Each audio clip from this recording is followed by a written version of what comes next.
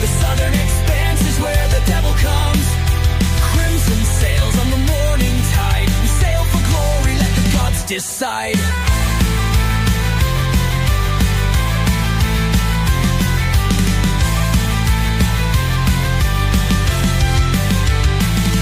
There's a whisper deep where the wreckage sleeps, of a vanishing isle and secrets it keeps. A cursed coin, a siren's kiss, a deal struck under the moon's abyss. Raise the sails, hear the drums. The Southern Expanse is where the devil comes. Crimson sails on the morning tide. We sail for glory, let the gods decide.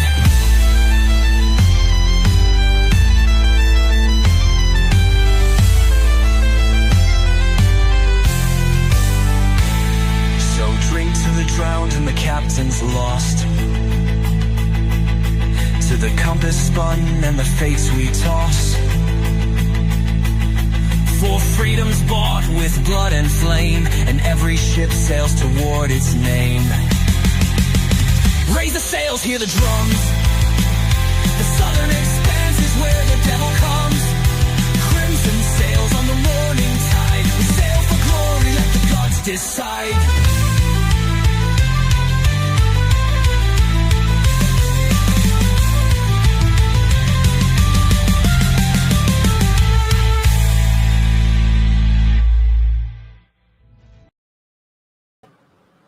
Hey there, role players, gamers, geeks, freaks, and everyone in between.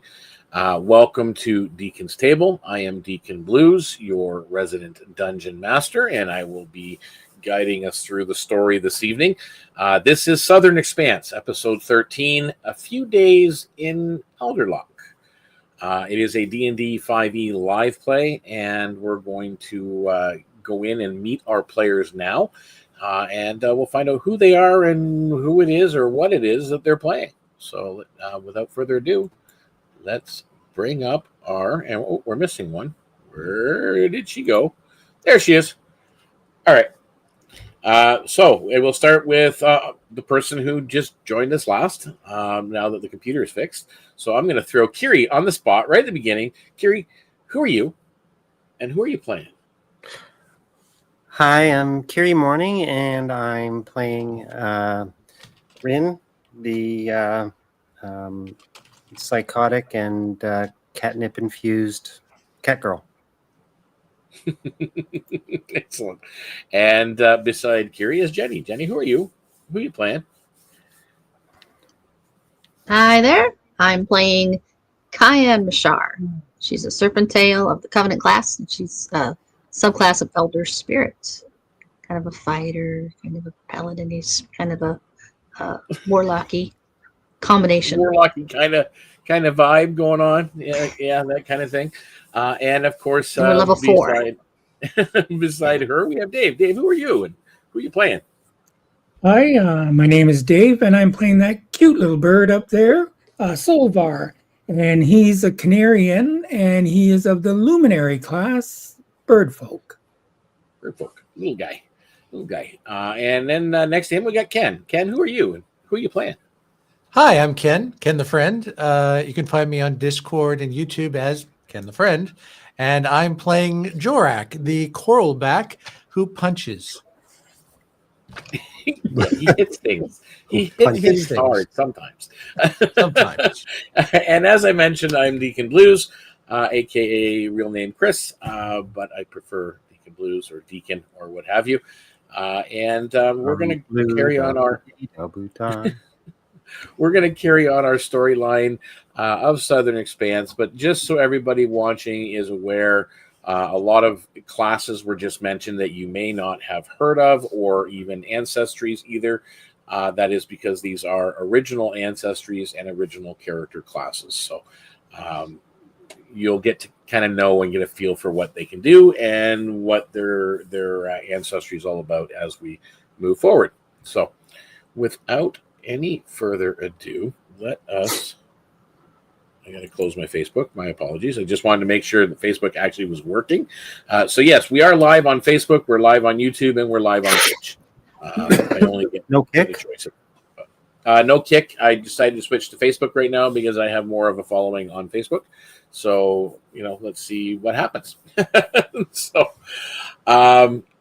where last we left, the Scarlet Reaver had gone into the harbor to kind of scout things out, made a few connections, and then left the harbor gates and have anchored just outside of the harbor gates, because doing the type of trade that they want to do within the gates, within the actual harbor itself, would probably not be the most wise in this particular city. This city is massive and expansive, so they are more there, and they are kind of waiting on their contacts at this point. You've been told that you will be given leave to actually go into the city for one, to escort the first shipment of marble in, and then to see what comes of that from there on, because you guys now are kind of scouting for loot and treasure, to be part of it and to bring those ideas back to the captain for approval on things to do. And hello Goose, and welcome. Glad you were able to join us. So all right, so the Scarlet Reaver currently drifts in open water. As I said, it's anchored, but it is kind of drifting side to side. The current's pretty calm just beyond the Elderlock harbor. The crimson sails have been furled like great wings at rest, because those sails are quite massive and enchanted. So they have all been kind of let down and furled to they are just at rest at this point. I don't want to draw any more on the attention to herself than what she already does. A thin mist clings to the jade cliffs on one half of the city, wrapping the city ahead in a quiet, uneasy shroud. What you see is on the eastern side of the city are these higher elevation rises quite steeply, and there are high cliff faces on the western side, and of course you see green forest in behind, off in the distance there. On the eastern side, however, when the cliff comes down and it levels out onto level ground, it's desert badlands. Half the city is pretty much a desert. Other if it's not up high in the cliffs, it's desert, and it continues desert as it goes eastward as well. So that is kind of out of the city, but it is massive. There's probably close to 1 million people that actually live in Elderlock. It is the only known, and you're finding this out again, you're having communications. There's other crew members on the ship, so you'd be talking amongst the crew as you're there. Elderlock is the only civilization in the entire region of the Jade Forest. And it is governed by a group of specific types of warriors from the Jade Forest, which is further inland, and monks from the Monastery of Shadow that is on top of the hill. They are the controlling factions within this city itself. So, no gulls cry, no dock hands that you can hear that distance away. Only the soft wash of waves against stone breaks the silence. A flat-bottomed barge pulls alongside the ship. 3 Vulpus smugglers stand upon it. These are, for those of you that don't know, these are fox-like humanoids. Rin, you are very familiar with Vulpus. They're again, beast folk are pretty notorious around the Taishihiro Empire. So you are familiar with their ancestry, their lineage. Shouldn't say ancestry because you're both beast folk. Their lineage is, of course, the Vulpus. And they're there. They have alert, sharp eyes, fur speckled with salt. One gestures briskly for you guys to board as the other two come up and they begin to cast spells to move these large slabs of marble onto the barge. At the center of the barge at this point is where they're loading the marble up, and there is a silken sheet that looks like off to the side that they probably plan on covering it up with. What? No. Beneath, as they're doing it, you guys can hear it, and the four of you again. The four of you are unique because you have been able to sort of attune to the marble. You sense that hum coming from it as it's being moved, going softly, and then once they get it all loaded up, and you guys are on board, it continues to hum, and they cover it with the cloth. The sound you feel it more than hear it is probably a good way of putting it. Now that you're getting more used to it. The leader at this point, the one that waved you on the thing, he's as kind of looks at the four of you and says, "Don't speak unless you must." Elderlock listens, and that's all he says. And at that, the barge begins to push away. Behind you, slowly, the Scarlet Reaver vanishes into the mist, and ahead, you cross into the harbor gates, and the silent city awaits.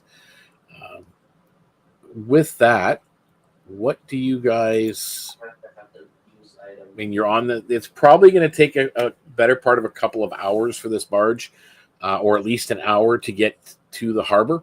What are you guys doing? Okay, so are we on the barge? You're on the barge. Oh, we are on the barge. Okay. Yeah, this is how you're getting to the city because the ship's not going in. So you're escorting the first load of marble. Yeah, it's kind of funny that you mentioned about hearing the humming again, because my intention was, I know they've been unloading some of this marble, and I was going to go down in the galley to find out, or the hold, pardon me, to find out the status of the marble, as some of it is being taken away. I was going to listen to, is there like a cry? Is there a sadness? Is there a happiness? Do they, does the marble okay where the marble is going? You're looking for a change in what you've been. Yeah, that's what I'm basically looking at. You really don't. As the first sheet was taken away, you notice a slight variation, but it only lasts a moment, and then it just kind of sinks back up again, and you hear that resonant hum. Okay. So it's really not changing as they've loaded, and they only get about. I mean, these are kind of blockish, so they get about 5 blocks on the barge, and it pretty well puts the barge low in the water, and there's still quite a bit left. So they're going to have to make several trips at this as they go in. Now, anybody else doing anything for this time that they're on the ship? And again, it's an open barge. There's no under deck. You're just kind of sitting there with the marble on the deck. Well, Jorak is kind of. He knows that they're kind of supposed to lay low, but right now he's on the deck of the barge, off on the side. He's withdrawn into his shell and feeling the vibration hum from the marble. It's kind of lulled him to sleep. So he's kind of snoozing on the deck right now. Okay. So Jorak is kind of off to the side and nodding off a little bit. Is Rin or Cayenne doing anything specific? Rin is going to also attempt to commune with the stone to see if her previous connection can glean any new information. Okay, you're getting about the same thing that Solvar is. That at first, when you guys first got on board the thing, there was a slight variation difference, but it went away. Maybe just because it's a change of environment or what have you. Again, you're not quite sure how it's communicating or what it's really communicating. Anything. It doesn't seem to be in distress. It doesn't seem to be crying out or anything like that. It's just a resonant hum. Cayenne, are you doing anything or just kind of enjoying the ride? Stand there and scan the coastline and harbor, and in a guarding position. Okay. As you guys are going, as I said, it's about an hour, maybe a little bit, give or take. You've been pretty quiet, nodding off a few times, Jorak. For Solvar and Ren, you're both monitoring the marble, in a sense. There is a moment in which there is some current that comes into the harbor, where it comes from, probably from underwater vents, air vents, or what have you. But there is a patch that you go through. It's a little bit rough, and some of the blocks are kind of they're banging together a little bit and looking like they're going to tip at a few points. I mean, it's pretty well secured, but I need Ren and Solvar to make me strength checks to try and steady, or maybe retighten or refasten some of the straps. Said strength? Yeah, just a strength, or an athletics check, actually, if you're proficient in it. Oh, Athletic check? that would be Yeah. better. Actually, my athletics is 0.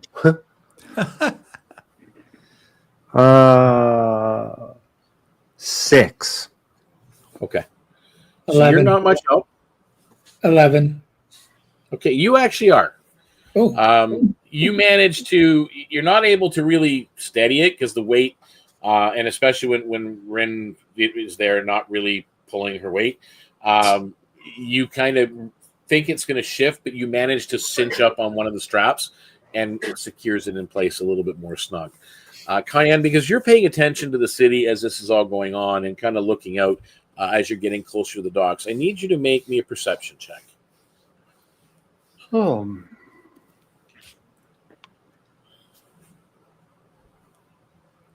And you're getting closer to the city. 17. 11. That's exactly what you needed. As Elderlock is drawing closer, you hear nobody is saying anything on the deck of the ship, of the barge. You hear the water, obviously. But as the city draws closer, you are starting to realize something, and especially because you're, again, meditate a lot and you center in on that. There's something very unsettling as you get closer. Your own breathing seems louder than the city itself at this point, which for such a massive city, and you see movement, like you do see lights and whatnot and lanterns. Like it is evening. Obviously, they're not going to be doing this under the broad daylight. It's under the cover of night that this is going on, and it seems odd as you move forward. Where are we here? I should have put that on the screen. I forgot. It seems too quiet. Should have put that. It's up. quiet. A little too quiet. Too quiet. Oh, we don't want to get into singing that song, that's for sure. Look, it's Chris. A little too Chris. All right, I'm just making an adjustment. Making an adjustment here. Little too adjustment. There we go. As you guys, as the barge pulls up into the dock area, it's on one of the outlying docks of the harbor. It's not one of the main piers they're out. There are many ships in the harbor here, which again makes things just a little bit more unsettling. That the ships that you see, there's not a lot of noise coming from anybody. It's not that there's no noise. It's very, very quiet, intentionally so. As you kind of they jump off and they tie off the moorings. The monks unload the marble using whatever magic they used the first time around, and they load it onto a wheeled cart that is waiting, and it's padded with a thick leather. There is an elder monk. This is not one of the Vulpus. This fellow is. Where did he go? I just lost him. Okay, never mind. He introduces himself as he's Elder Moran. He looks to be the oldest amongst this group of monks that are waiting to load up the marble, and he bows deeply to you guys as you depart the barge. His skin is veined with a pale quartz that it looks very rocky, like his skin itself, but it's veined with what looks like quartz throughout his skin, and it glows faintly in the moonlight. And then he kind of looks at you guys as they finish loading up the wagon. He says, walk with us, please. The city watches what the wind cannot carry. And as he begins to walk away into the streets, are you guys saying anything, doing anything? I think Cayenne would be freaked out by how quiet it is and what he said, and would just be walking alongside him, monk-like, trying to imitate them. Okay. Anybody else? Now, Jarek's half asleep. He's just following along. He hasn't picked up yet the quietness of the city. It's nice. So he doesn't say anything. He's just trudging along behind everyone. Rin is kind of withdrawn into herself a fair bit quieter and more subdued than usual. So it kind of stands out to her companions. But she's trying to figure out why all of this seems familiar to her. Okay. I am going to. She's just racking her brain. She knows something, but she doesn't know what it is or why she knows it. Okay. I'm just going to break need you to out make in a a perception check, and then I'll move to Solvar. Solvar, what were you doing? So Solvar, what were you? What are your actions? What are you working on?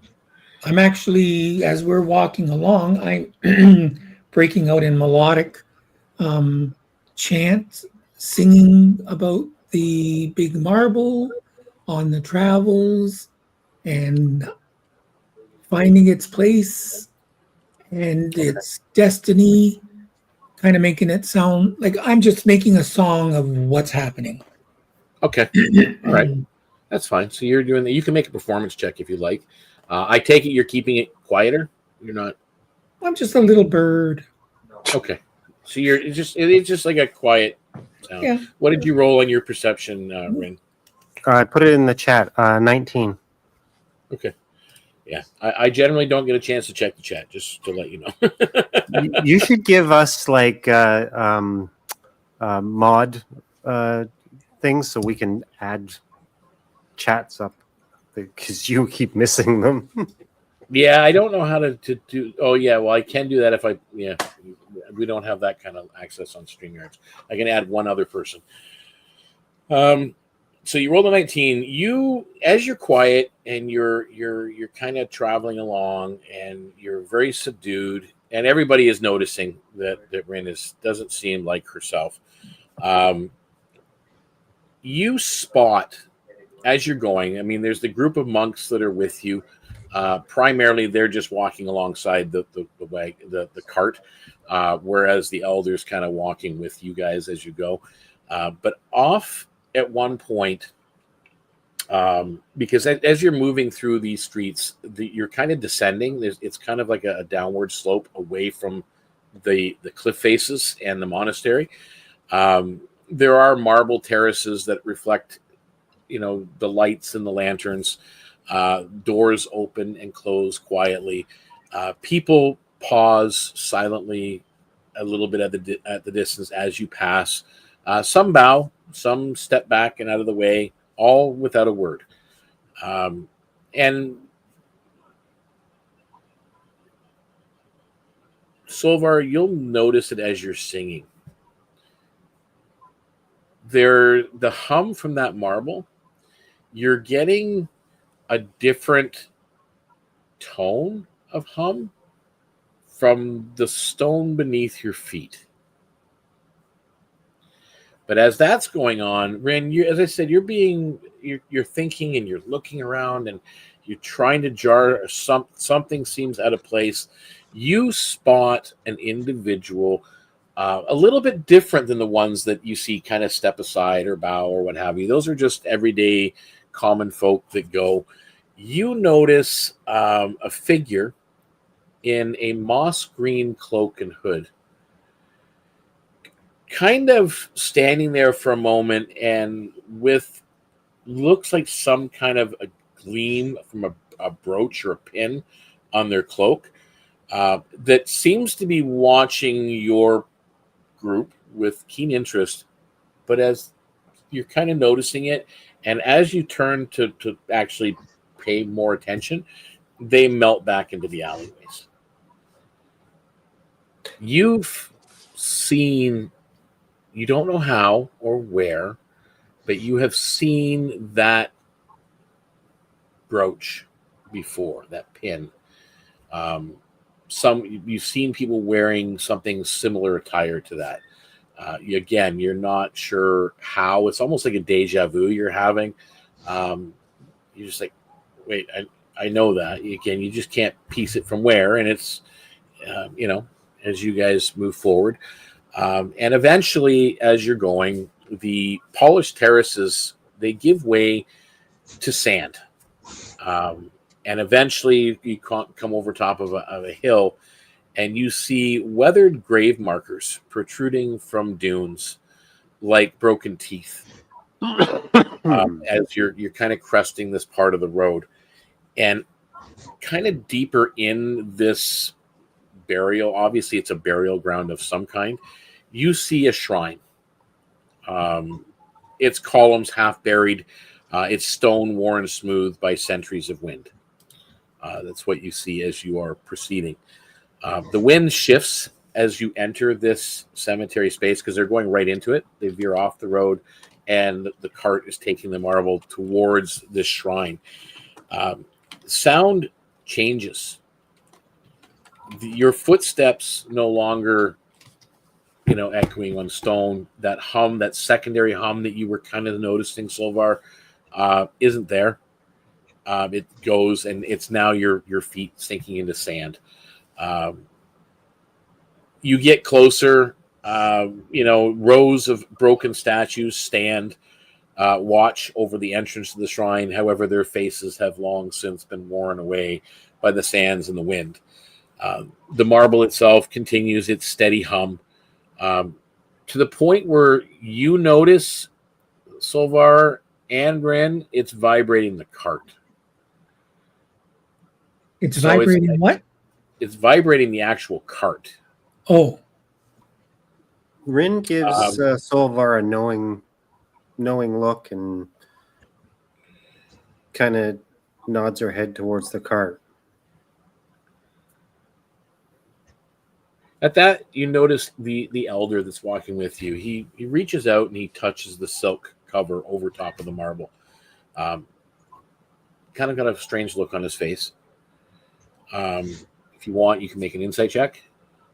Sure. I think it's time to take flight.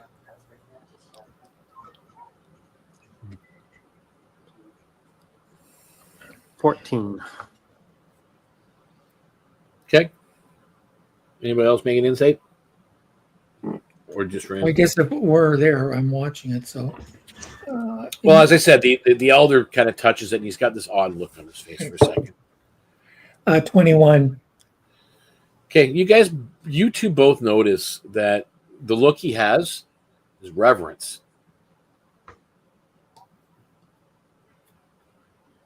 He clearly knows more than what the average individual knows.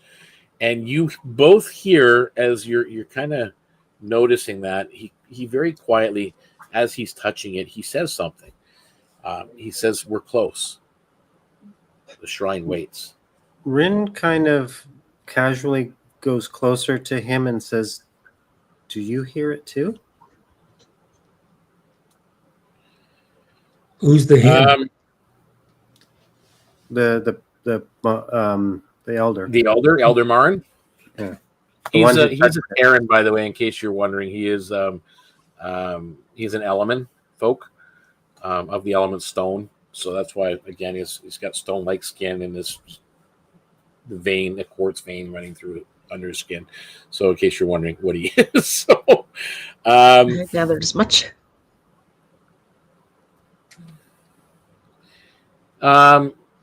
You say that very quietly, and he just kind of looks at you and nods.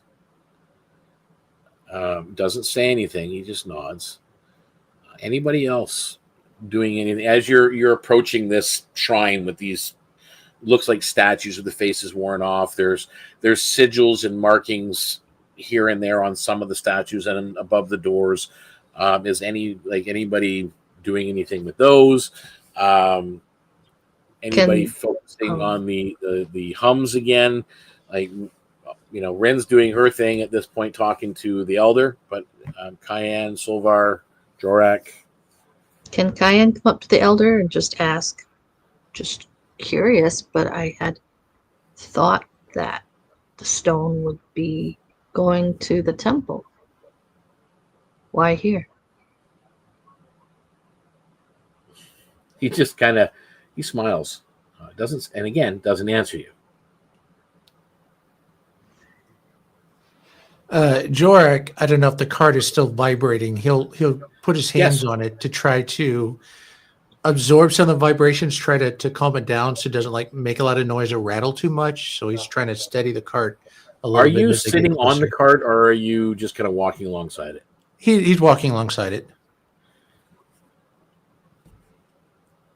You sense the vibration of the marble, the vibration of the cart, and it seems to start, perhaps absorbed is a good word for it, maybe,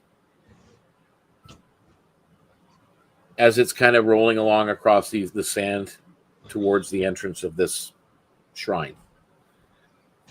He just wants to make sure it doesn't start making noise or start rattling a bolt off or something like that. So you notice it. Yeah. It seems okay. Something's a little bit off. Solvar? Sorry. I'm a little concerned. So I think what I'm going to do is I'm going to fly up and get on top of the marble. Yep. And I'm going to touch the marble. And without saying anything, I'm trying to emote whether or not the marble is willing itself to be here. Make me an Arcana check. Sorry? Make me an Arcana check.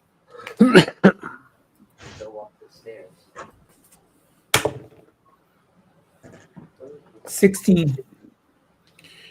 With a 16, because you were the one individual that really noticed before you left onto the sand that there was a resonance from the marble there, but there was a different tone from beneath the surface. Mm-hmm. You're sensing that tone from beneath the surface again, and the marble resonance. The tones seem to have come closer together now. Okay, where it's almost like an echo rather than two distinct, and you're noticing that. Okay.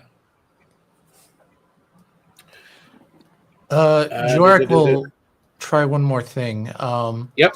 He'll go to the guy and kind of tap him, and he'll actually sign. Should we be concerned? Because he'll attempt sign language to see if the guy knows it. What type of signing? I just have common, whatever. Okay, so you're just trying to make kind of like a mime situation or whatever. Well, charades. It sounds like. I don't know if sign language is a thing in this world. Not if really. It's not okay. Then I'll It's like a charades would be signing, I guess. You'd have the Yeah, he'll do that because he's had to do that in his past. So but, okay, what are you trying to ask him in your Gesturing. basically, should we be concerned, or is this He worrying? just kind of shakes his head no. Okay. And as you reach the foot of the shrine, and you've gotten close, there's several steps that go up to the doors. Elder Marin turns to you. He raises a hand to his chest and gestures of thanks. That kind of, type of thing. You know what I mean? That's like a common gesture, like kind of like this would be. You would get some of those. And then very quietly, again, he's still very quiet. You've carried the burden faithfully. Grieva remembers every step of honor. And with that, he reaches into his pocket and he pulls out small tokens from within the robe. Polished stones etched with a faint sigil on them. And then he offers one to each of you. And he says, for your protection against what wakes below. Do I recognize the symbol? Make me anybody who's got it, make me a religion check. Well, Jorak will sign back. Thank you. 19. Okay. You mean it has a proficiency in religion? No, anybody can make a religion check. I'll make one. If you're proficient, you get bonus, but I mean, Never mind. okay. 19 for myself. Okay. 18 for Jorak. Okay. So three of you know that this is a prayer stone to Grieva. Well, he And said it was. Pull out my It allows you to re-roll a failed wisdom saving throw once. I pull out my medallion of Grieva and ask him if he knows anything about this. You are where you belong. And again, he's trying very hard to keep things quiet. This is a shrine to Grieva. This is the crossover between the living and the dead. I must speak with Grieva. You can see a chuckle. Let me get your audience. You sign the appointment book. Yeah. Well, I've been trying to seek that audience for the past 14 years. I haven't really been granted one yet, but perhaps you never know. Well, she She gave me does this. speak in other ways. She gave me this. She gave you that directly? And then he kind of points up to a few of these statues that have no faces, but they have very striking features and whatnot with hair and whatnot. And they're all different. None of them look familiar to you. Her? Jorak raises a finger. Isn't this the season of fading? Shouldn't it be easier to communicate? We can all communicate with the gods. Do they listen? We believe that during this month, Grieva hears all. Grieva remembers all. This month. Maybe she'll remember who I am. Perhaps you'll get an opportunity to ask. Because I He's sure as got hell a- don't. He's got a look of not quite right on his face, but I guess sincere wishful thinking. On your part as you proceed forward. I'm getting the feeling this guy's a little agnostic. I forgot. I keep forgetting to change scenes as we're going forward. So, so going in, you got that, and then you got moving closer to the entrance and so on. And with that, you are at the Shrine of Griva. It rises from the sand like a half remembered dream. As I said, it's some of the columns are buried and worn and faded. A lot of the parts of the building look like they're going to collapse or be swallowed up by the sands. There are, at the entrance, there are 4 worn columns, as I mentioned, that and a shallow stair that goes up. And a broken roof that lets thin bands of sunlight spill across a faded mosaic within. The air here is heavy, like your breath has weight. It's not cold by any means. There's a coolness in the air, but it's not cold. When you continue up, and at this point, the monks have cast a spell, and they're lifting the entire 4 slabs up off the cart, and it's kind of following you as you guys cross the threshold. The first thing you all notice as you cross over, the sound of your footsteps, your breathing, everything instantly muffles as you cross in. Your actual footprints, your boot falls, make no sound whatsoever. Even your own heartbeat feels distant. You see dust drifting in motes through the moonlight, very slow moving patterns, swirling up and down and across, as though carried by an unseen wind. Elder Marin bows his head. We stand in the listener's hall. Speak softly or not at all. What are you guys doing? Rin will grab her her sigil that she got from Griva and touch something that seems very holy. Okay. And just close her eyes and project to Griva. Okay.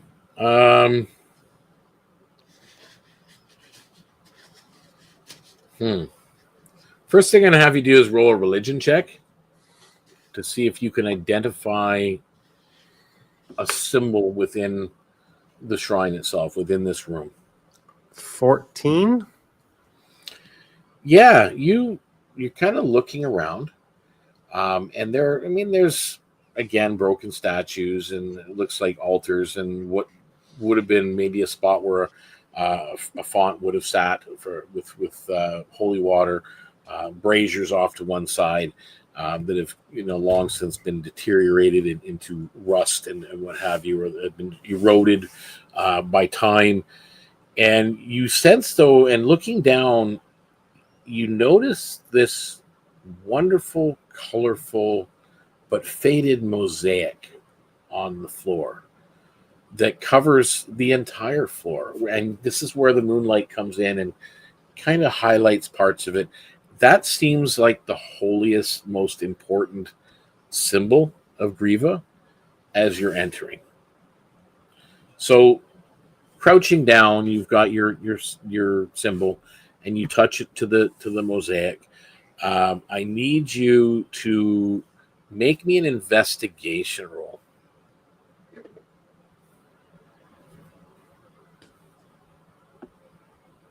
$15.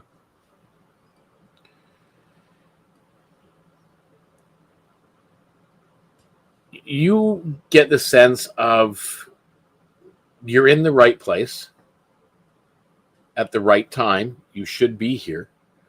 But then you kind of get an image in your head, and it's almost like you're taking a step back out of yourself for a moment, and you're observing the mosaic itself in the larger scale, but yet you're not. You're still there looking at the patterns, but it's almost like you're stepping out of body and looking down at it. And it's depicting a large slab of white stone being lowered into an underground chamber. And the stone slab looks eerily similar to the marble you now escort. And then that vision fades, and that's all you get. Anybody else doing anything? As you see Rin Rin's been acting weird this entire trip. Not herself.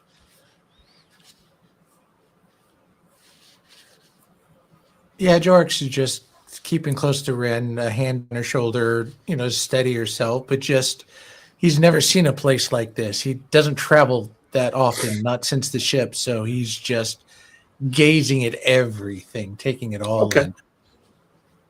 So you're looking at everything as well. You can actually make me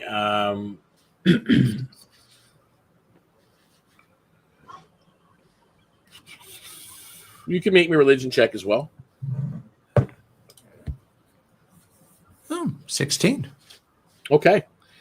You're looking around, and again, you notice the wonderful mosaic as well, and you notice a lot of the crumbling things that are around the room, but you are noticing sigils that are in certain places and spots.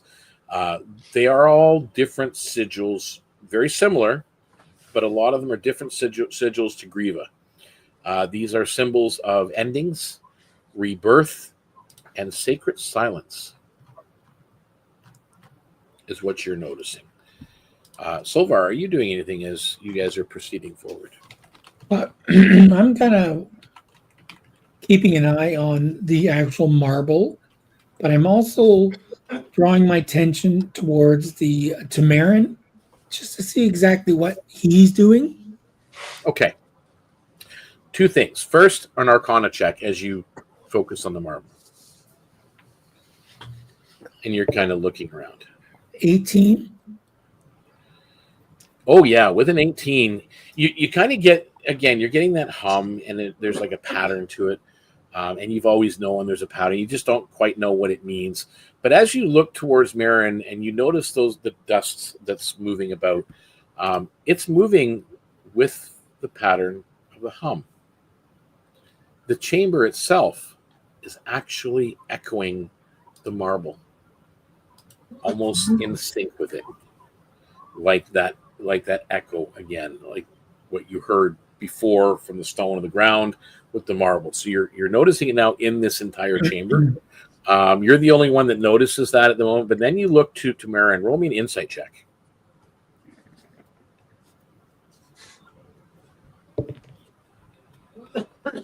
1822.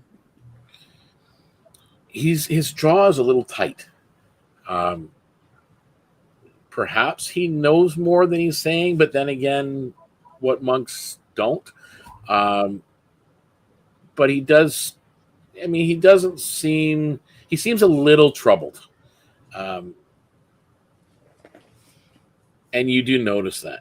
And as you guys reach now to the back half of the room, at the back of the shrine, you notice like there's a curtain of sand that's kind of gone against the wall, and a faint green glow pulses from the stone itself.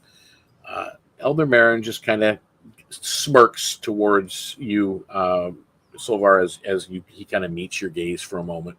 But he approaches with trembling fingers. The gate stirs, he whispers. She remembers. And we will do. The gate, what did you say? He says the gate stirs. Stirs, yeah. Oh, stirs. So Kyan would have walked up to the middle of the mosaic, kind of following along with Elder right behind him. and paused briefly to kneel and put her hands upon her unholy relic to the veiled warden and say a quick prayer Okay. and wait to see if she gets any Well, you're feelings, actually hints, doing a instructions. direct reach out to a certain avatar, is what you're doing at the moment. A very specific avatar at the moment. And with that, you now hear the hum from the marble and beneath the ground and the room. The mosaic seems to be bright and colorful, and you now get the sensation that you are getting an out-of-body experience looking down at this mosaic as a whole. And you get the image of a large white stone that looks very similar to what you're bringing, being lowered into an underground chamber. Mhm. And then you come back to where you are kneeling in prayer and reaching that. Again, you're not getting an immediate sense of danger at the moment, or anything like that. Like again, it's just a feeling, almost like you were answered indirectly. Obviously they did not reach out to you, to make a personal contact, but you got something, and definitely was very clear with what you got. So, at the far end of the shrine, as I said, is an enormous stone circle that is carved into the wall, a sigil at the center. Thin lines of jade green light leak from the cracks, pulsing in harmony with the marble's hum. You guys, again, now you all hear the marble's hum, but now you're noticing that this is pulsing along with it. The monks draw closer, and as they do, the sigil in the middle brightens. The marble lets out a shudder or a tremble beneath the silk covering. Its hum shifting from steady to expectant. The air grows a little colder and deeper. The door opens only to silence, Elder Marin warns. Breathe carefully.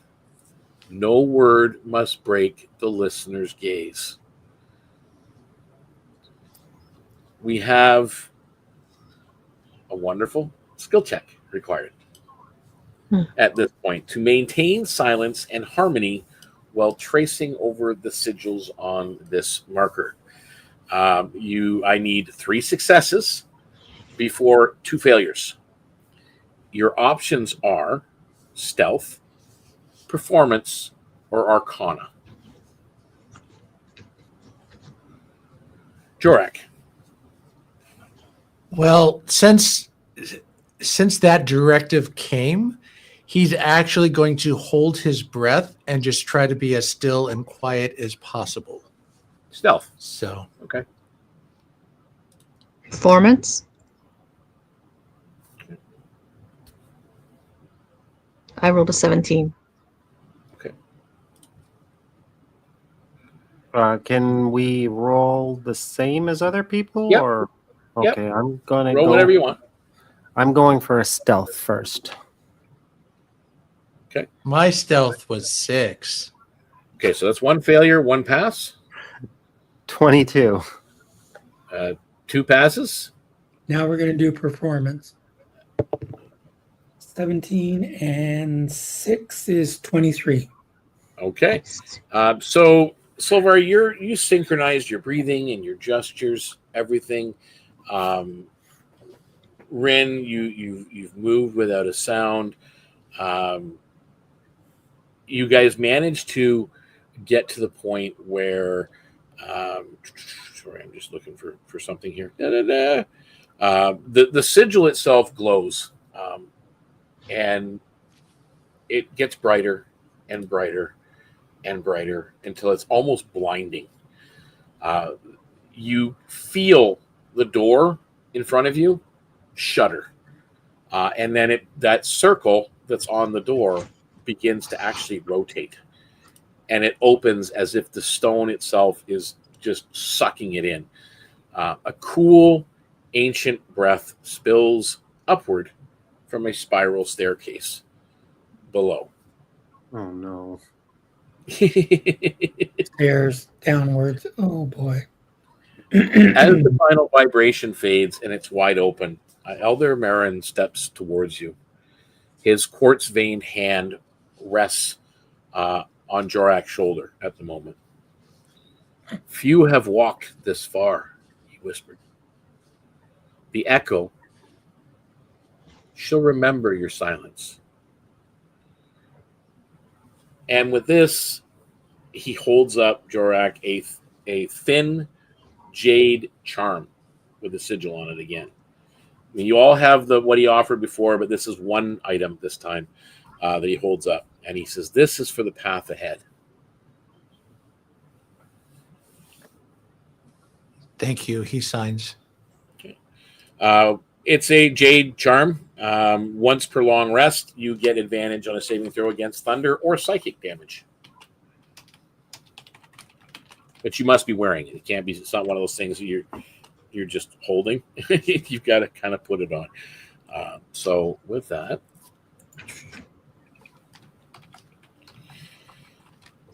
Can you repeat what you get once per long rest? What? Jorak or whoever gets this charm will get advantage on a saving throw against thunder or psychic.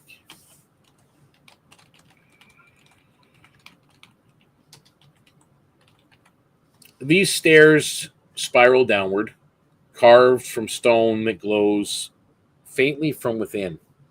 It's not the same stone as the marble, but it also is glowing from within. You don't get the same sensation from it that you do from the marble. However, each step echoes, but only for half a second after you take it, as though the chamber is remembering your passage, just like you make a step and it repeats it just to remember, and then it's quiet. It should be echoing like crazy as you're descending, but it's Didn't not. we ask why we're going into this? You're taking the marble where it belongs. Oh, I didn't know we were taking the marble. I misunderstood. Yeah, Okay. It's coming along with you. Okay. The deeper you go, the colder the air is becoming. Your How breath do we get begins- marble down the stairs? Magic. It's floating. Oh, It's floating. The monks, the monks still have it kind of levitating, and it's being moved down the stairs. I was picturing You're it sliding still- down the stairs and squishing everybody. Just let it go. For those of you that know magic, you have there's powerful mages out there, but you've never known a mage that could actually move something of this weight. So there's perhaps something else is going on. You're not sure, but that's the way it goes. So your breath begins to fog as you go down. A couple of the monks that are holding lanterns, the flames burn green-white as it goes down, and they begin to they change from normal flames to a green-white flare. The marble is actually humming louder, and you guys all notice this.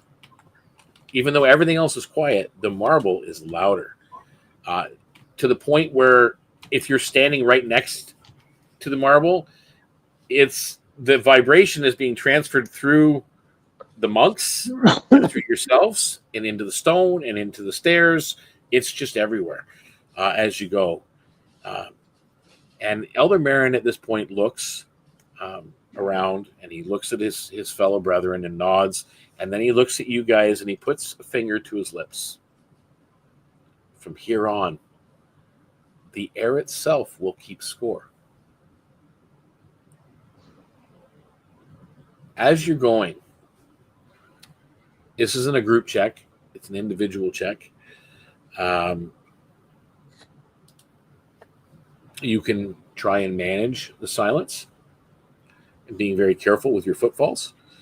With the stealth, you can attempt to sense if there's a magical shift in the sounds, and use that to your advantage with Arcana or Perception. That's up to you guys. There's two ways of going forward. You see the monks doing a very stealthy, quiet, very quiet walk. And they have to make their rolls too. So. And ooh, that was close. Okay. So, Ren, how are you proceeding? Well, she's going to work on her natural feline agility and her dancer's grace to enhance her stealth. Okay, I'll let you roll acrobatics instead of stealth if you like. Okay. They're both +5, so. Yeah. It will affect your DC. So 22. Okay. As you're going and you're kind of leaping from step to step and cautiously maneuvering around, your every step you actually do make is soft. Everything is just same as it is as you're going down. Nothing changes. The vibrations don't change. The hum doesn't change. You're very quietly proceeding down the stairs. Cayenne, what about you? Also a stealth and also got a 22. Okay, same thing. Your footsteps soften. You can hardly even hear them at all as you're going. Everything is calm. Solvar, obviously, you probably are flying. Yeah. Pardon me, I was actually touching the marble. Okay. I rolled perception and I got 19 on perception. Okay, so you would be touching the marbles. You probably landed on it. I just need to know whether or not is this marble willingly sacrificing itself for what's to come. Something is not sitting right with me. You're not getting any sense of distress. Okay. With that perception. However, with that perception, as you kind of land on it for a moment, there's actually multiple humps, and they're all in harmony. Yours, the marbles, and something deeper beneath the sanctuary. Yes, there's a hum from you're sensing your own vibrations, your own body vibrations. Okay. Drac.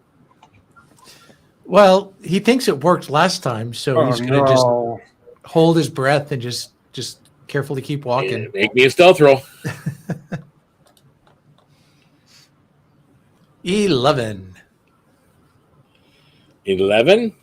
As you kind of go down a couple of steps and you hear a like a sound of sand under your feet, and again nothing, and then you take another step and a sharp echo snaps through the stairwell.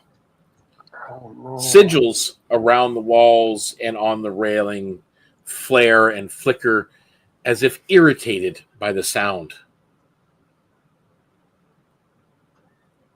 Sorry. I need everybody to make a dexterity saving throw. And because you were landed on the marble at the time, Solvar, you as well. Dexterity saving throw.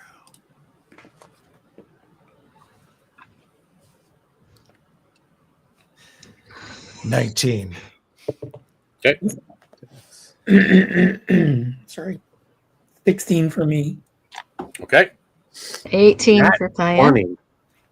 Okay, nat 20. So you all take half damage.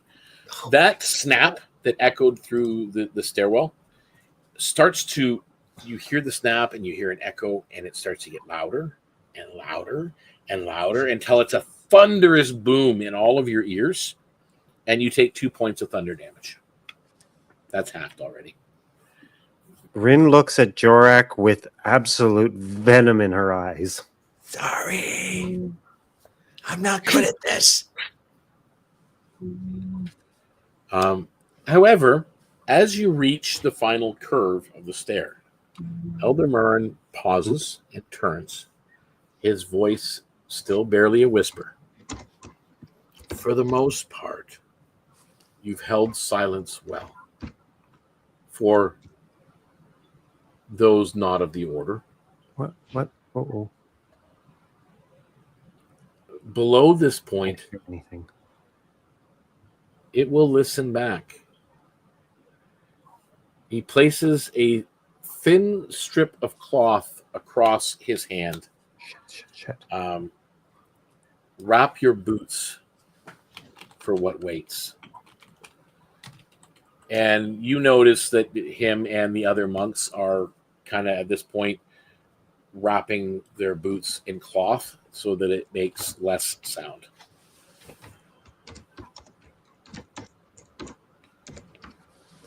So is anybody doing the same? Does anybody have anything to do the same? Chorak will wrap his feet. Okay. Solvar is lucky. He can fly. So, I can fly. Yeah, I'm taking flight. Cayenne, Rand, I are you lost doing my anything? sound. I don't have any sound. I don't know what Yeah, Ren's happened. having technical We difficulties. hear you. We hear you. There it is. Oh, Yeah, we hear you. There we go. Well, Kyan would simply take wrappings off, say her arm or other parts of her body, and wrap them around her feet. Okay. instead. Do you wrap your feet? Okay, I missed all of that because I had no audio. He put a strip of cloth and then he just kind of says, wrap your boots. Is what he says. Wrap your boots, and To you see all the muffle monks sound. kind of get down and they wrap this cloth around their boots so that it muffles the sound. I don't wear boots. Okay, so you just got your feet. Are you going to wrap your paws? Okay. No Puss in Boots? No puss in boots. Just pussyfooting around. Yeah. There you go.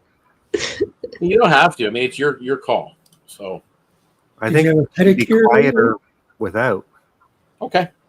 Those of you who Yeah. wrapped your footwear get advantage on your stealth check as you do move forward. So where are we at? Oh, neat. They see it's a long corridor. You see the stair spills into this long stone corridor. Emerald light pulses gently from carved sigils along the walls.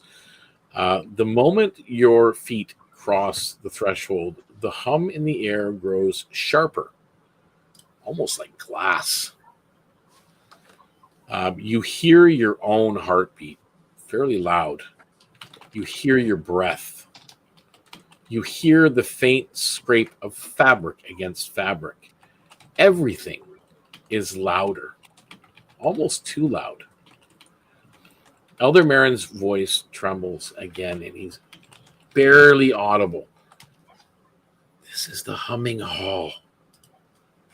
It remembers every sound ever made.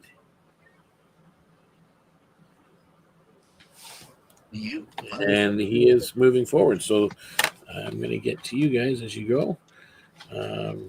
Is anybody doing anything before crossing the threshold? Was anybody doing anything before you cross into the hallway? Other than, I mean, some people have wrapped their footwear. Who's wearing armor? Are you wearing heavy armor? No? Okay. That's probably a good thing. When he says that it remembers every sound ever made, that's when Rin will put her hand on one of the sigils on the wall and try and commune again with Grieva. Okay.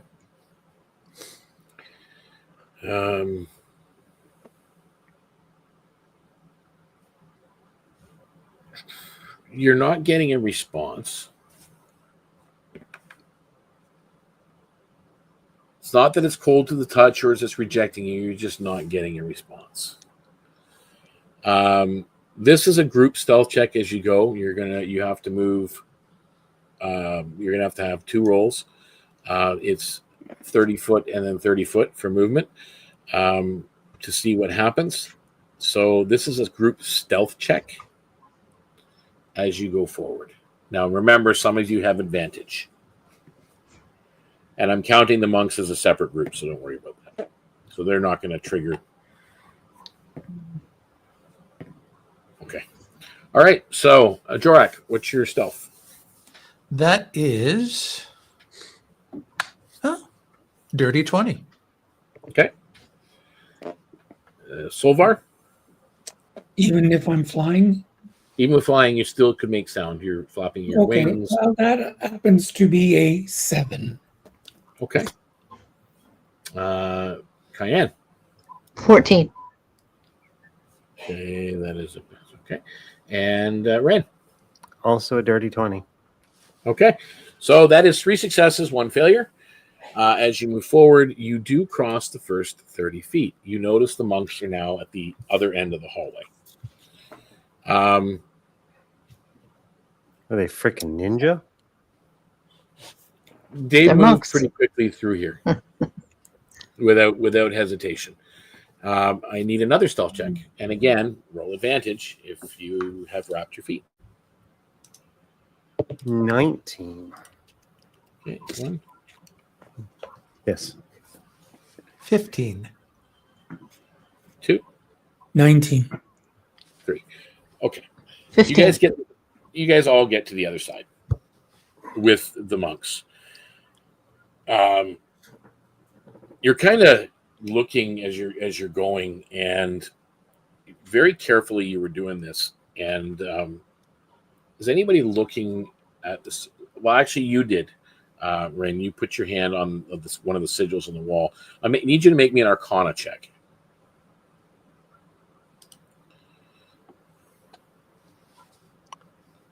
9. Yeah, you're not sensing much of anything as you get to the other end of the hall. But at the far end, that hum softens and the sigils dim. Elder Marin bows his head. The echo has accepted your steps. Take this. And he hands out a token carved from stone. It looks like again, kind of squarish, but it's a carved piece of stone. You're not sure what kind of stone, but it's stone. And he holds it up. There's only one. He says, this will help your stealth.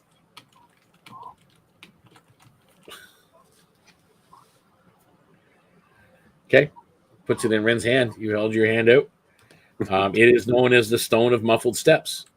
Once per long rest, gain advantage on a single stealth check. Nifty. Doesn't seem to be a lot of coin in these people's possession. And these are, especially this guy, he seems to be giving out a lot of stone and rock and whatnot. So, but then again, it kind of looks like it's maybe a piece off of him. So I hope I don't have one of his scabs or something.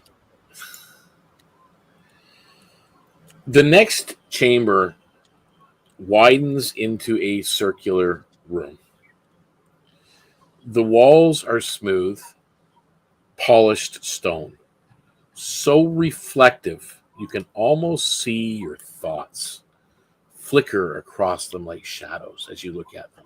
It's like that deep, like when you're looking into a mirror and it's almost like it's so deep of a reflection, you think you can see your own thoughts. It's that crisp. There is no sound here. Even your breath is stolen before you even hear it. In this dead silence, your mind feels loud. A whisper touches the back of your thoughts, not a voice, but your own concerns reflected back at you with unfamiliar intent. So, at this point, Jorak, what are you afraid of?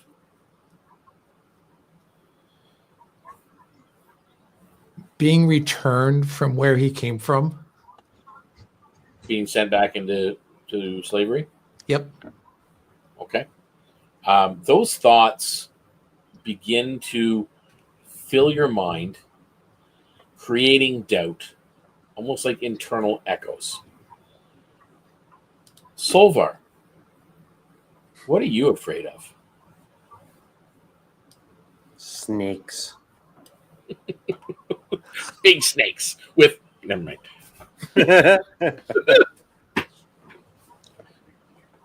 Keep it in character.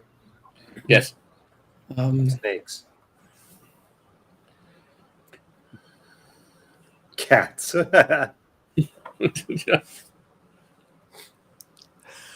Losing my voice. Okay. Your thoughts where I mentioned at first your thoughts were getting loud, like a volume of your thoughts. That particular thought begins to obsess in your own mind to the point where even now your mind is silent. You have no voice. You're not making a sound. Your thoughts aren't making sound. Nothing. Cayenne, what are you afraid of? Not sure how to describe this, but she's afraid of the image that might come into her mind is being trapped tightly, squished in a small oval chamber, Okay, sort of like a around claustrophobia situation. like in her egg, Okay. and above Oh, her, miles and miles and miles of ocean water above. you get an image in your mind going back to when you were a hatchling, and then going back further. You picture yourself inside of an egg with the glow kind of coming through that shell a little bit from light on the outside. You get the sensation that there is something outside that has eaten your other clutchmates. Mhm. You are a solitary egg on a little shoal in the middle of the Southern Expanse with endless oceans around you, and you are trapped inside this egg alone. Ren, what are you afraid of? Her past. Okay. Or what she doesn't remember of her past. You, all of a sudden, your mind is filled with images of people you don't recognize, but yet they seem familiar. A ostrich person, bird folk, a insectoid creature. You're getting all these images in your head, and then other images of people you of a tavern scene, and you recognize this. You don't really recognize, but there's a little goblin female running around helping in this inn, and you're getting all these individuals flooding your memory, and it's driving you to the brink of insanity because they seem familiar, but you don't know them. But then all of a sudden, you get an image of this massive gate, a portal, in the middle of a red-leaved forested grove.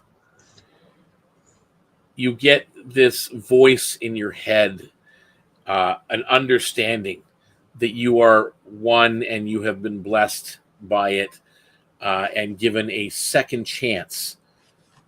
And then all of a sudden, those memories go blank.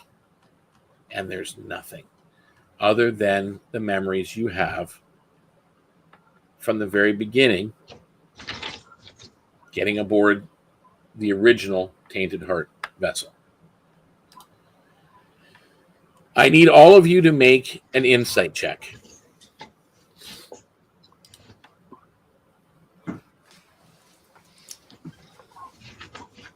As you're trying to center your thoughts.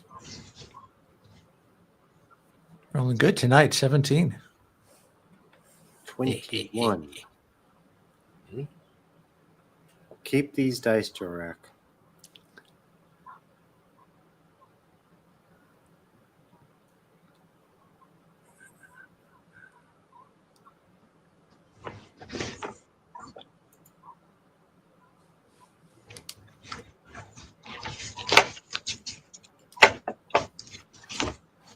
Okay. Cayenne, Solvar. I rolled a 16. Okay. Sorry, 17. I was muted. Okay. So you all succeed. Those reflections, those images in your mind that's all consuming, they suddenly soften, and the chamber around you calms. A path opens on the far side, revealed by a dim green shimmer across the room, across the chamber.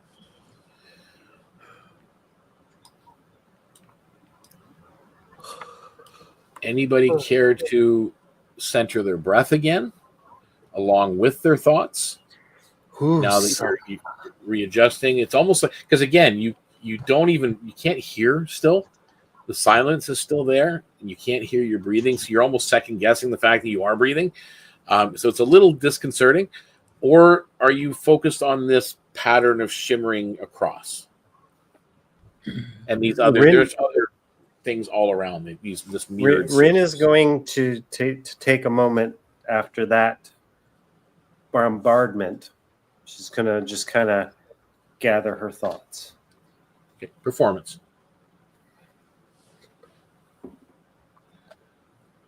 Anybody checking out those reflections, reflective surfaces, shimmers?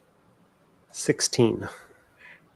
Where are those reflective shimmers? Is that the They're wall? all around the room. Oh, the walls? Okay, yeah. I'm going to check on one of them. The nearest one to me. The nearest one to you, you get a pattern. These mirrors reflect thoughts, not sound, not vision. But if used correctly with the way you just did in centering your thoughts, they calm the mind and still everything. Ren, your breathing it's slow. You know it now. You feel it. It's synchronized breathing that seems to be stable with the feeling. You can't hear the hum, but you still feel that humming. Sorry, I gotta just Matthew. Goodbye. Blah blah blah.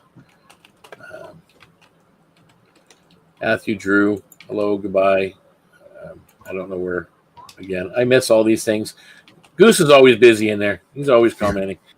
But other than that, so yeah, you guys make it forward, and this soft green glow as you're kind of approaching this shimmering pathway washes over you as the chamber kind of releases a hold.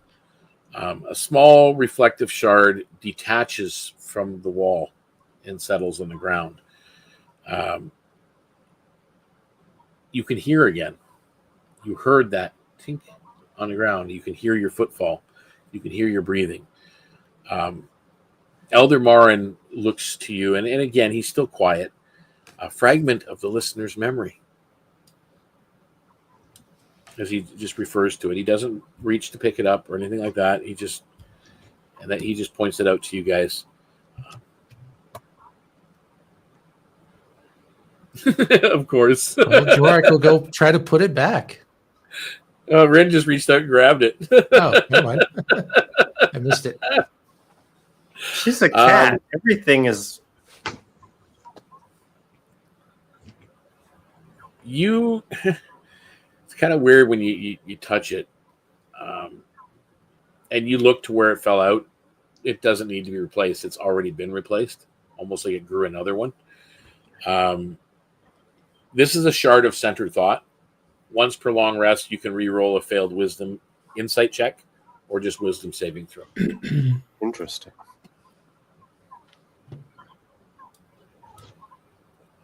Okay, I need to make a few adjustments here.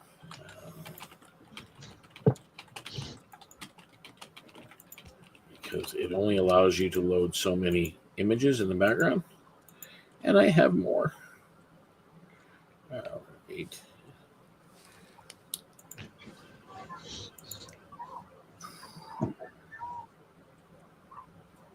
Yeah, but if once Jorak shakes that feeling off, he's like in tourist mode. Just if he had a camera, he'd be taking pictures of everything. Just looking all around.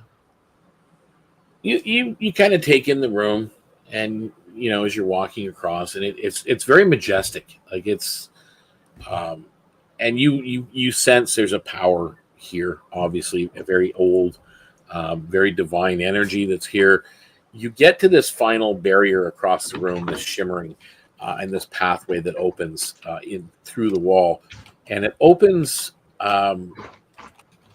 into kind of like a slight foyer-ish type space, and behind it is a massive bronze door that stands before you. It is half fused with the surrounding stone. There are concentric rings of sigils that are pulsing gently, dimming and brightening like a heartbeat. The air hangs, in the air hangs a single note, that harmonized note, a sustained trembling tone that vibrates in your bones. Elder Baron speaks a little bit more normal at this point. This is the resonance seal. It only opens when answered.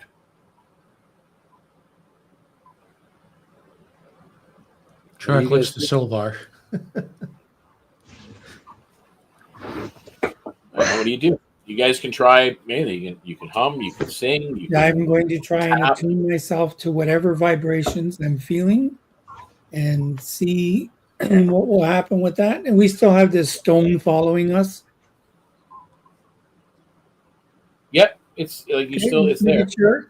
I'm babysitting that damn marble. So, yep. All right. What am I rolling to? Roll me a performance. Performance. All right.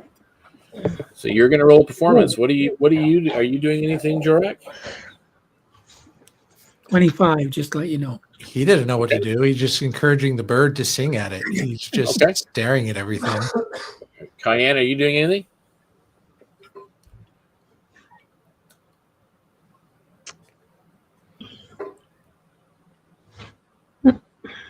Just step into the chamber, I guess. And just listening to the birds. Wait, listen. Yes.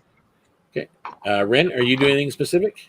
She starts to sway and dance to the rhythm of the hum. Okay. It's the only way she really knows how to. All right. You can roll me a performance as well.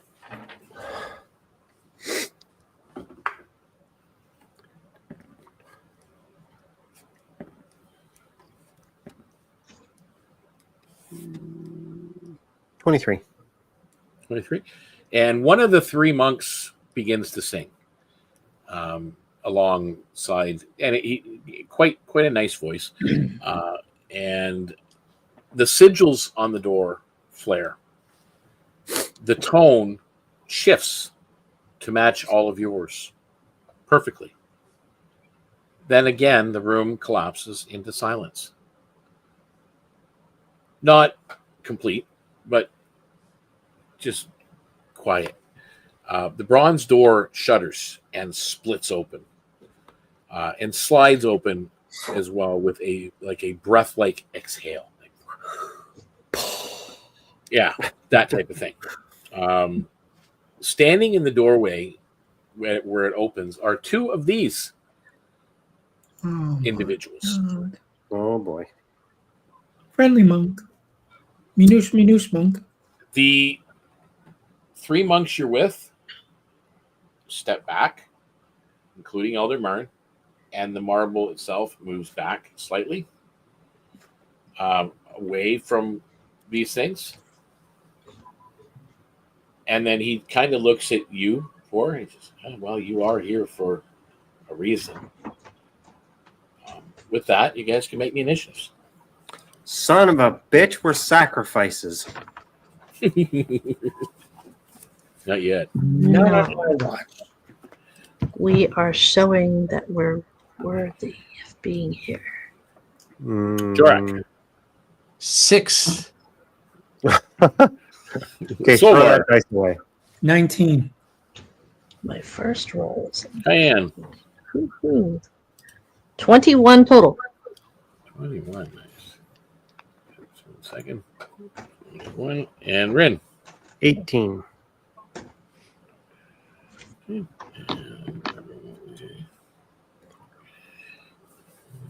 Mm.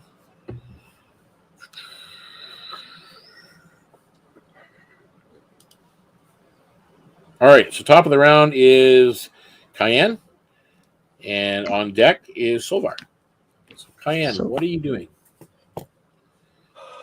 So the Elder Marin said we are here for a reason. Yeah.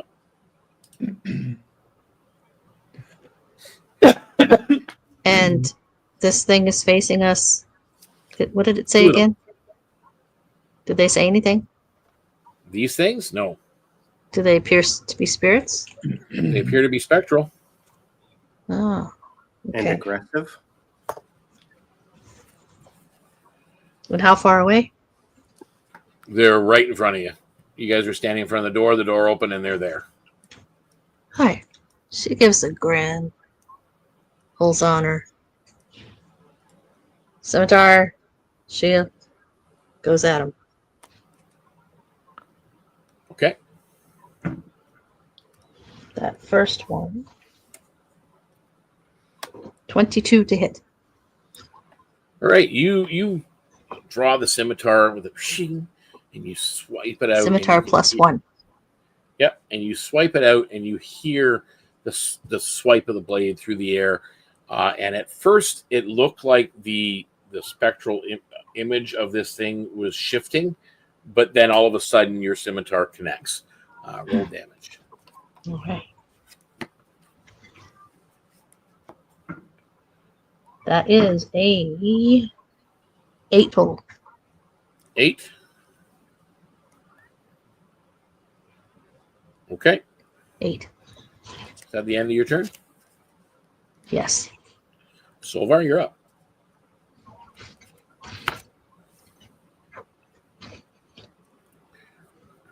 You're muted. Sorry.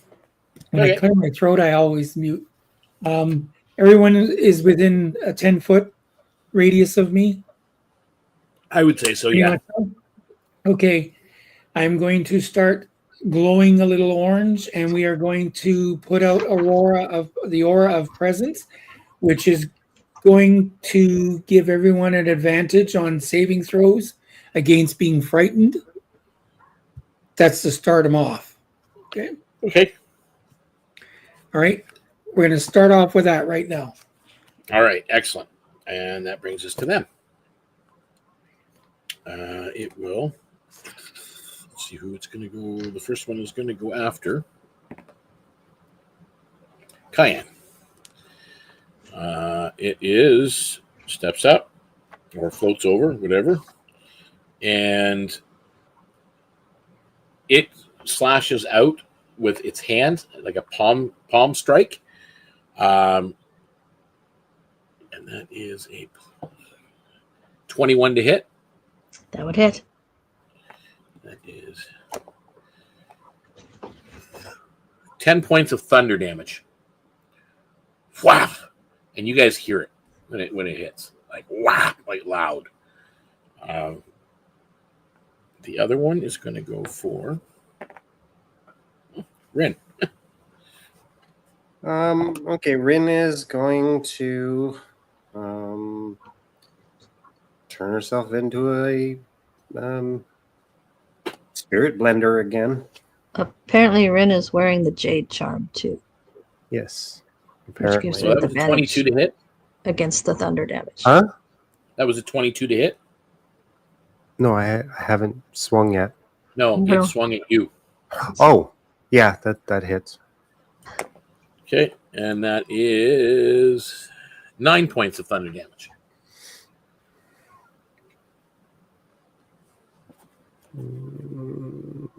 Okay, and that's the end of their turn, and that takes us to Rin. You're up, and Jorak, you are on deck. So now you can be a blender. 7. 1 second here. All right.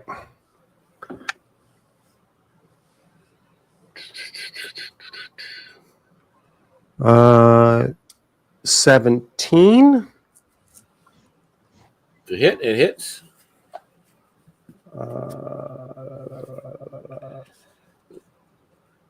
What are you hitting it with? 16. My fans. Magical? The one is and the other one's mithril. Okay, so the one that is, you get what? 2 attacks with that one? Yeah. Okay. I will just let you know you might as well ignore the other one because it won't do any damage. The mithril one? The one that's non-magical. Oh. Okay. It has a damage immunity of non-magical. Okay, then the second attack is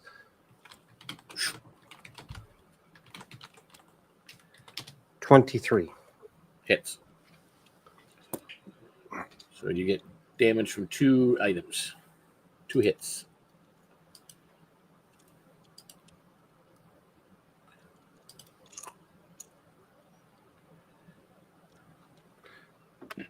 Okay. 11 points and 10 points. So 21. Okay. Yep. Excellent. And is that the end of your turn? Yeah. Okay, Jorak, you're up.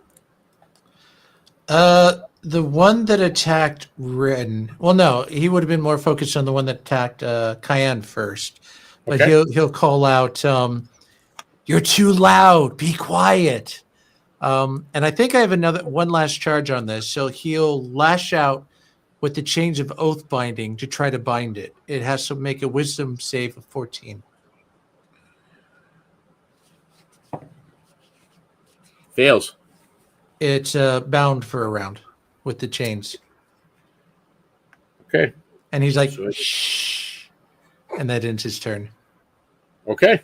And that takes us to the top of the round. We're back to Cayenne. You're muted. You're muted. She will swing again at the same guy she first swung at. Would that be Okay. advantage because he's bound? +1 scimitar. Yep. It's with advantage because he's not moving. He's restrained. Looks like he's And- got chains attached to the floor. With advantage, so. Okay. No, that's going to hit. That's a 14. Yep, that hits. Okay. Yes. Just. It almost looked like your strike was going to pass right through him, but in the last second, it caught on something. Oh, wow. That is 7 slashing magical. Okay. There we go. That the end of your turn? Yes. Okay. That brings us to Solar. Okay. Since one is bound, now it's time to bound the other one. So I'm now going to glow a little bit of red, and out comes luminous chains. So just like the last time, it's going to restrain the one target with glowing shackles, and they have to do a strength save to break free, and it lasts a minute or until dismissed. Okay. Okay, so that's the one that is unbound at this moment. All right. So it needs a strength saving throw. Damn it. It fails. Okay. So he is bound. We have them both bound. Yes. So they are both bound at the moment. So therefore, that brings us to Rin. You're up. They do not get an action. Well, All right. they'll do that after. 15.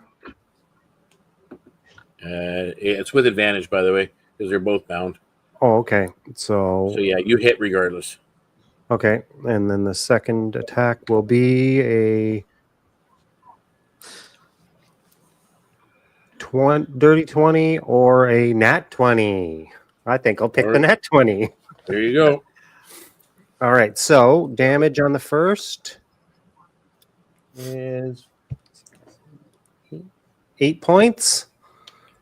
And the second attack is 7, 8, 9 times 2 is 18. 18 on the second one? Yeah.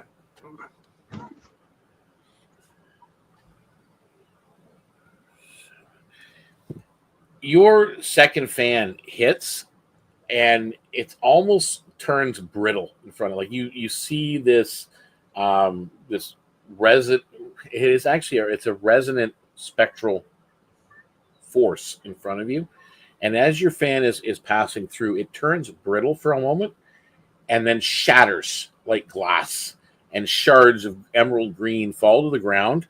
All of you need to make a Constitution saving throw as a wave of vibrational energy washes over the four of you as it shatters. 14. And that's, by the way, this is for half damage. Of course it is. 18. 16.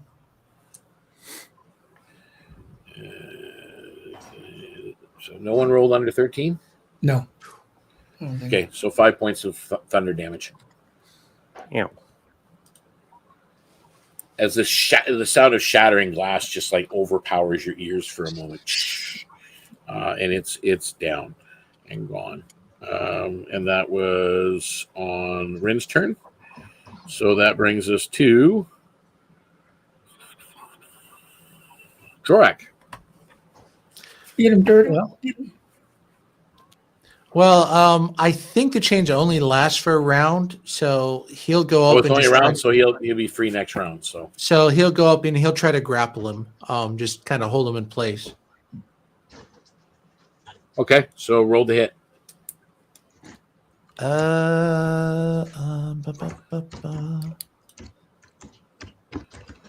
That is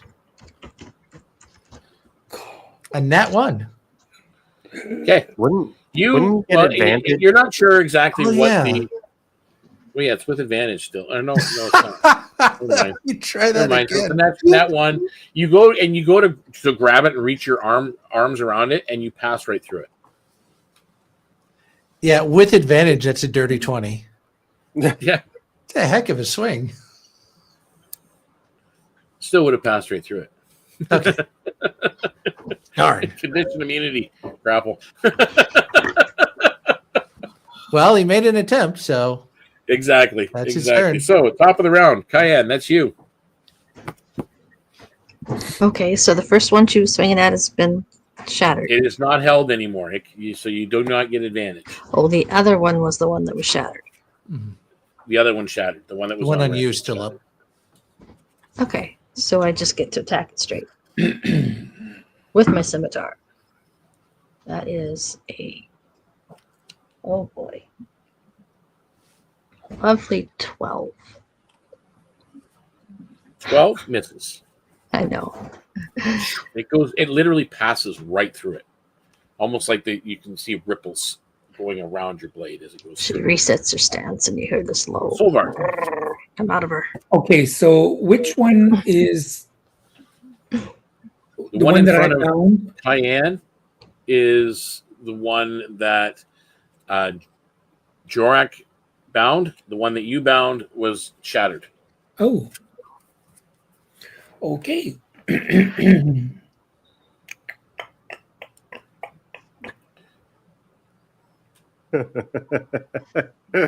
Look at the chat. Okay, I think what I am going to do is noticing that everyone should be fine right now. I guess I'm going to glow red again. I'm going to glow red again, and I am now going to throw another luminous chain on the one that's still standing there. Okay. So they have to do a savings, strength saving. And it fails. They're not very strong. So it's now bound there. So that was yours. Now, that takes us to... Was Jorak grappling him at the same time? Oh, you failed that. Yeah. Okay. Jorak He went failed right miserably. You went like and shit. Rin, you're up. Okay. Jorak ate shit with that one. 19, 20, 21. 24 Hits. and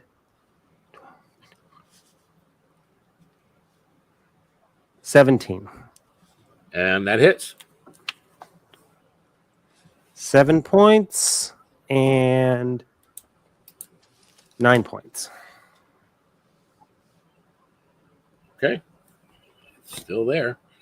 That was on Ren, and now it is on. It's bound. So that takes us to Jorak. All right. Well, he's like, fine, and he'll punch it, which for him counts as a magical attack. Where's that hammer of yours? Hammer's not magical, so Oh, it okay. wouldn't work. Oh, that's a 12. Misses. Goes right through it. Damn it! Stay still. And that takes the top of the round. Cayenne. Oh, yes. You do get advantage. It is It's shackled. bound again. Okay. It's shackled. I'm swinging my scimitar at it. I rolled a 17 to hit. That hits. Okay. So that is Yeah, 7 points of slashing. Fun. 7 points. Yeah. Still there. He's our heavy Okay. hitter and that is you, and that takes us to Solvar. Again? Oh. All And right. now the shackles, now that you've done your thing, the shackles are gone. Yep.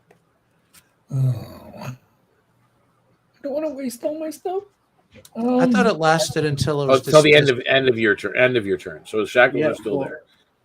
Yeah. Sorry? You still get advantage to hit it if you want, because the shackles Okay. are still there until the end of your turn. Okay. Well, I do have a +1 dagger. There you go. Pick, pick, pick, pick, pick, pick. Oh my God.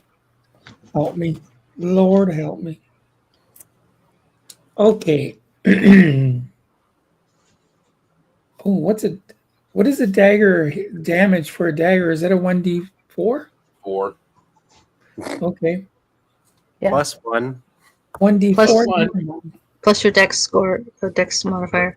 Yeah. Plus your strength modifier unless you're throwing it. No, it's dex for a dagger. Oh, it is strength for it. Yeah. We won't. You're won't right. worry Strength about it. modifier. Sorry. All right. Let's just go with the.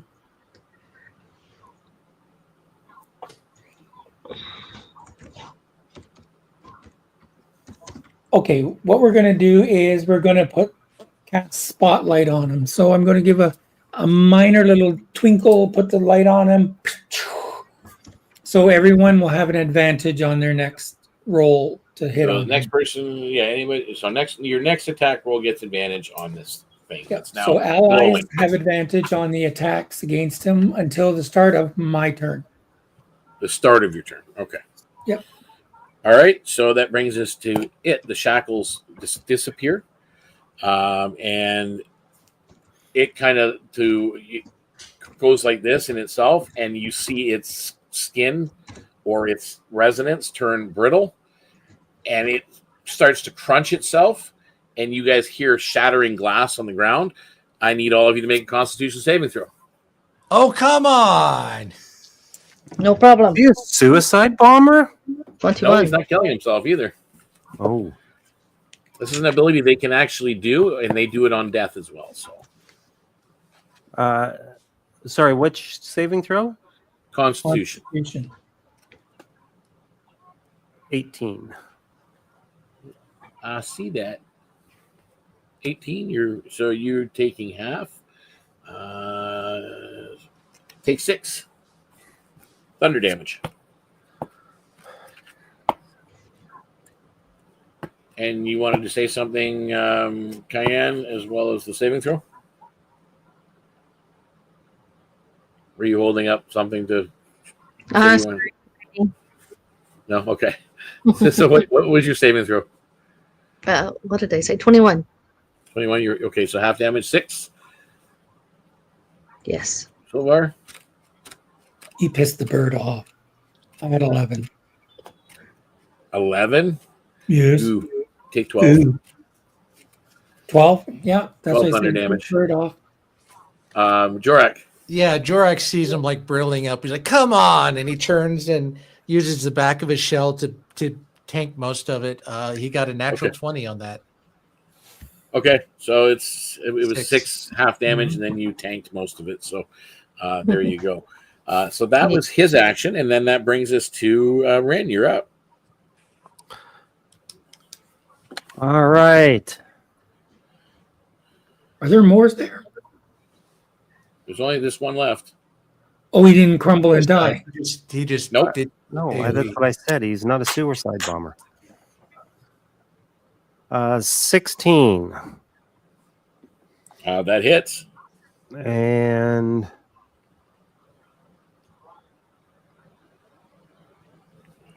hang on. 18.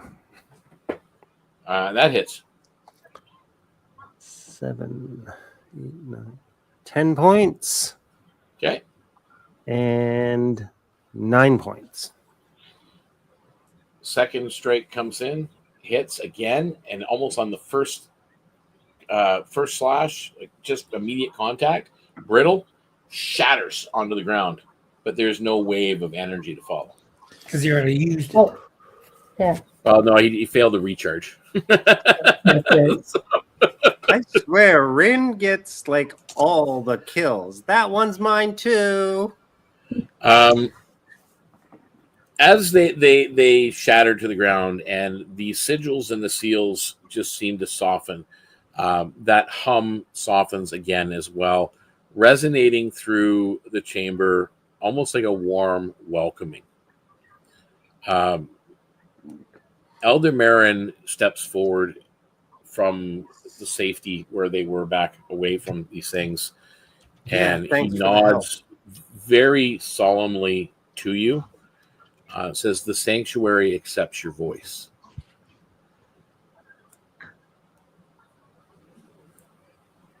Are the jade And with pieces that- still on the ground?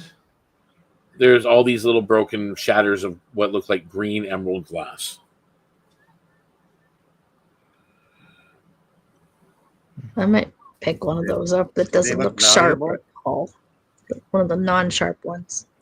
They all look pretty sharp, but yeah, you can pick up a piece of glass and not cut yourself if that's what you're referring to. By the way, she stands there grinning, bloodied but grinning. Okay, so you take a shard, and with that, we're going to go.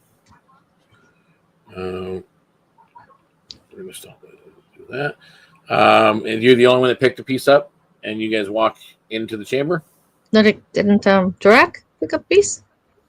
Jarek, did you I grab was a piece going of it? to, but if it's just glass, I don't think he can do much with that. So he may leave it there. So you step into the next room and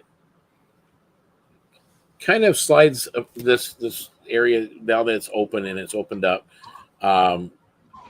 There's cold air that's spilling into the chamber you're in from the room beyond as you step in, and emerald light flickers across your faces as you look to one another and you move in. Beyond the threshold, the sanctuary widens into a vast chamber. Sigils bloom along the wall in various patterns of pale green light pulsing like a heartbeat. The marble starts to hum in response, louder, deeper, resonant. Elder Marin stiffens. "Be still," he whispers. Voice barely audible. "It recognizes us." You see these, again, you're standing there, you're watching this, you're seeing these sigils shift and move and patterns, and the marble is humming, and you're sensing it, the shifting, and you can feel this weight. It's almost like you're carrying the marble. Like it feels like such a heavy burden. What are you guys doing? Are you as you're kind of moving into this chamber that and there is a kind of a raised platform in the middle. What is Elder Marin doing? He's coming forward. They're basically just escorting the marble. They're not really doing anything. Just following your guys' lead. You're the Following his lead. What do we do now? Yeah. Okay, I don't know, before we go anyplace, What are you doing when you're in this chamber? Like, what are you? Rin will are you scout Are you trying ahead. to analyze the sigils? Hold on, Ren.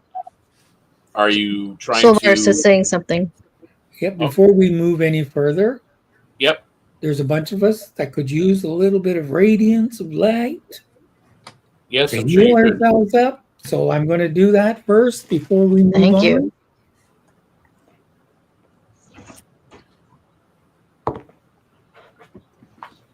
And what is the charisma modifier? Charisma modifier. Charisma modifier. Charisma. So that's 5 and 4 is 9. And then as a bonus one, I get to do what was the one? No, that's fine. So we've got 9 up again. Okay. Cool. I just have to watch how much I'm spending here.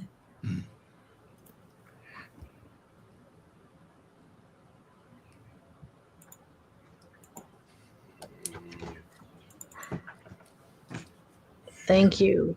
Mhm. And Cayenne is looking much better. Yeah, so am I. So Rin is going to scout ahead and inspect anything of That's interest. beautiful. Okay, so when you say inspect, like, are you trying to look at the structural parts of the room, the chamber? Are you trying to focus on those sigils and the patterns? Well, You guys are all getting the sense, by the way, this room is sentient. It is part of whatever's humming. The sigils seem to be a big deal with all of this, so she's going to focus on that, but she's also checking to make sure there are no more hidden assailants. Okay. So you can make an Arcana roll. What about Cayenne? What's Cayenne doing? 16.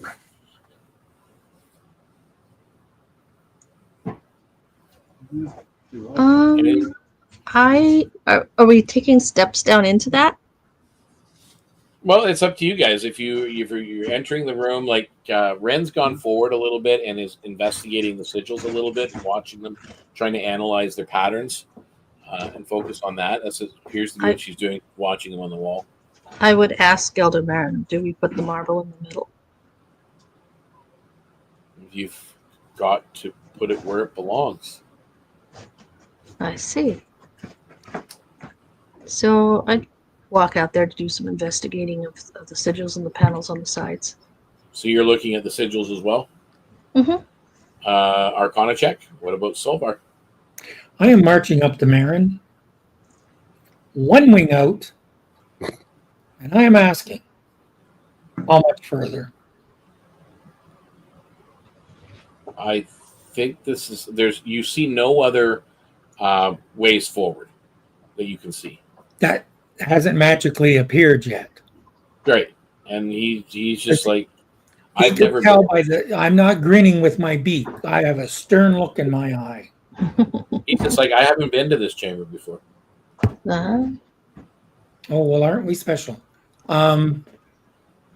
Okay, I'm just going to sit back And he's and like, yeah, apparently you are.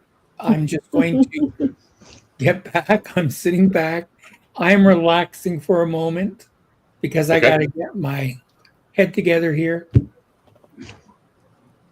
All right. What about Jorak? Jorak will go to kind of the edge and kind of sit down and let his kind of bandaged feet sway a little bit. And he'll look down at the big circle ring and be like, hello, we brought you a gift. Okay. Hope you like it. Jorak, make me an insight. For those of you that rolled the Arcana, the sigils 14. pulse and move in time with the marble's hum. It's almost like they're preparing to receive it. almost like a lock turning to accept a key.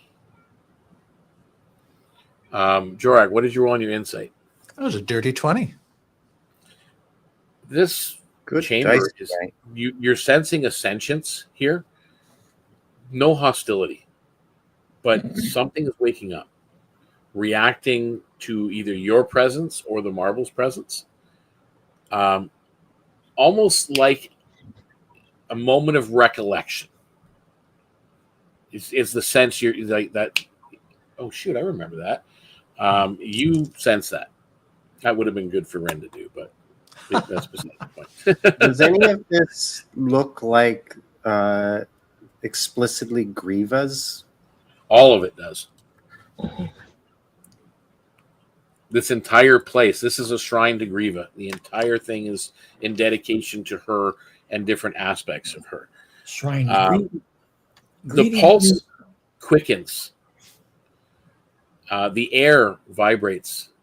Something massive stirs as you're looking, Ren, because you said you were paying attention to see what else is here on the far end of this circular room, in the shadowed, ridge and corner, or I would say corner, it's a round room, but you know what I mean. Like the most shadowed part of the circle. Something massive stirs in that far side. Stone begins to shift beneath waves of light. And with that... It's the basilisk.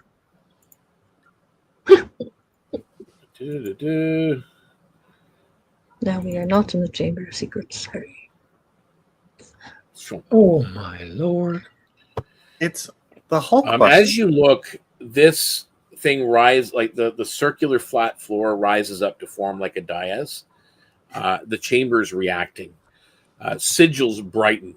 The marble hum deepens into a low, trembling chord. The shadows behind the dais shudder and rise, and this massive figure steps out and steps forward, shaped from stone and vibrating light. Ruins glow across its surface. Its eyes burn like stars submerged in deep water. It raises an arm, not in anger, but in recognition. The chamber hums in unison.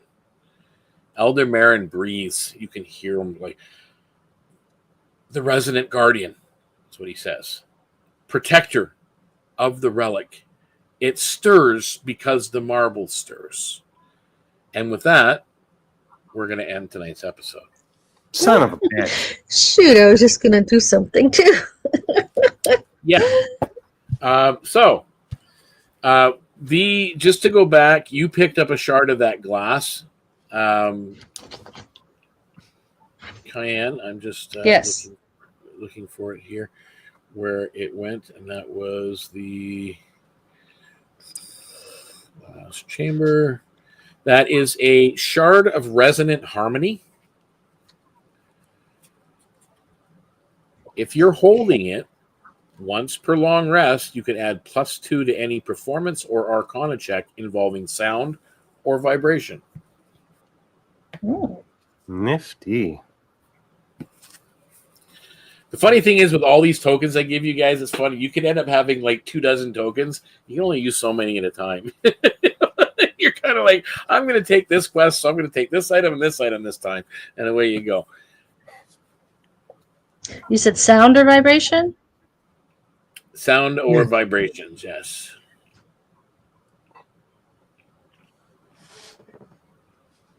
So +2 to any performance or arcana check involving sound or vibration.